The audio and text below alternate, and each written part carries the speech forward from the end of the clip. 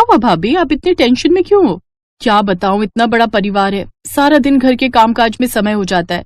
ऊपर से बच्चे हैं कि इनके खाने को लेकर नखरे रहते हैं, किसी को ये सब्जी नहीं खानी, किसी को वो नहीं खानी। आपकी बातों से तो मुझे अपना बचपन याद आ गया। आपको पता है, हम सब भी ऐसे ही बचपन में अपनी माँ को परेशान करते थे खाने के लिए, लेकिन फिर माँ हम सबके लिए मीठी चटपटी रोटियां बनाती थी जो कि बड़ी टेस्टी होती थी। ना तो उसके साथ हमें किसी चटनी की और ना किसी दूध या मक्खन की जरूरत थी। हम लोग तो बस ऐसे ही खा जाते थे।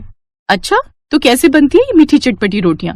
माँ तो आटे में गुड़, सफेद तिल, लाल मिर्च, थोड़ा सा नमक मिलाकर आटे को गूंथ लेती थी, फिर उसकी रोटियां बनाती थी। इसमें ज्यादा मेहनत भी नहीं है, और हाँ, बच्चों को ये पसंद भी आएगी।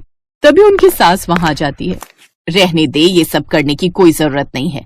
जिसको भी भूख लगेगी ना, अपने आप आएगा खाने के लिए। बेकार में आटा खराब होगा वो अलग। अच्छा, तुम दोनों एक काम करो, शाम को तुम्हारी ननद और नंदोई घर आ रहे हैं, तो आज खाने में मटर पनीर, पूड़ी और खीर बना लो। सास के कहने पर दोनों बहुएं वही सब बना देती हैं, लेकिन शाम को भी वही सब शुरू हो जाता है। माँ, मुझे नहीं खानी है पूड़ी और मटर पनीर की सब्जी।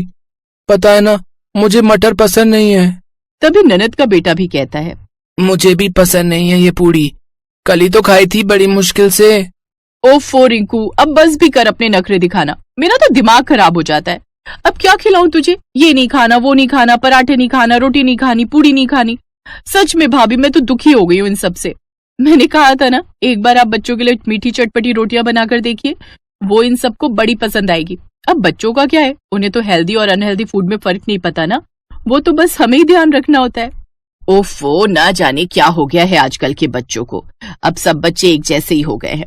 अब छोटी बहू तो इतना कह रही है मीठी चटपटी रोटियों के बारे में, तो अब एक बार बनाकर ही देख लो, क्या पता बच्चों को पसंद आ जाए। बना ले तू अपनी मीठी चटपटी रोटियां, मैं भी तो देखूं आखिर कौन कौन खाता है। अपनी सास का ऑर्डर मिलते ही वो झट से रसोई में जाती है और आटे में नमक, मिर्च, गुड़ और सफेद तिल मिलाकर उसका आटा लगा लेती है। फिर तवे पर सेक कर बच्चों को खाने को देती है। सबको उसके यहाँ का खाना बड़ा पसंद आता है। वाह चाची, आपके हाथ की रोटी तो कितनी अच्छी है। हमें नहीं पता था कि रोटियां इतनी टेस्टी भी हो सकती हैं। एक और मिलेगी? हाँ मामी, ये तो बहुत यम्मी है।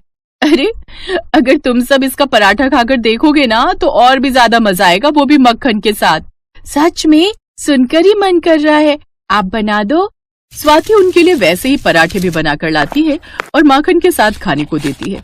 सब बच्चे बड़े ही मजे से खाते हैं। भला ऐसा क्या टेस्ट है इसकी रोटियों में? टेस्ट तो करना पड़ेगा, लेकिन छोटी बहू से कहूंगी तो इसके भाव बढ़ जाएंगे। नहीं नहीं, कुछ रोटी बची है डब्बे में, दिन में जब सो जाएंगे तब चुपके से खाकर देखूंगी। दिन में सब सोते हैं तो उनकी सास चुपके से जाकर डब्बे में से रोटी निकाल लेती है। उसे वो रोटी बड़ी ही पसंद आती है, वो दूसरी रोटी भी खा लेती है। ऐसे कर वो सभी रोटियां खा जाती है। शाम को बच्चों ने भूख लगने पर फिर से बची हुई मीठी चटपटी रोटियां मांगी। स्वाति ने जैसे ही डब्बा खोला तो वो तो बिल्कुल खाली था। हैं? ये रोटियां कौन खा गया? दिन में 6 रोटियां तो बची थी ना भाभी? ये सुनकर जेठानी अपनी सास की तरफ देखकर मुस्कुराने लगती है। हाँ तो क्या हो गया, वो मुझे जोरों की भूख लगी थी इसलिए मैंने खा ली। और कौन सी किताब में लिखा है कि वो रोटियां सिर्फ बच्चे ही खा सकते हैं, बूढ़े नहीं? बुरा मत मानना माँ जी, लेकिन इसमें 6 रोटी थी, वो क्या सारी आप अकेले? कोई जरूरत नहीं है मेरी रोटियों को नजर लगाने की। अरे नहीं नहीं, मैं तो बस ऐसे ही। अच्छा, अब मैं फिर से बच्चों के लिए बना देती हूँ। इस तरह स्वाति एक बार फिर से शाम को मीठी चटपटी रोटियां बना लेती है। बच्चे फिर से वो सभी रोटियां खा जाते हैं। बहू, अब कुछ सादी रोटियों के लिए भी आटा लगा ले, बाहर मेरे बेटे और जवाई जी इंतजार कर रहे हैं।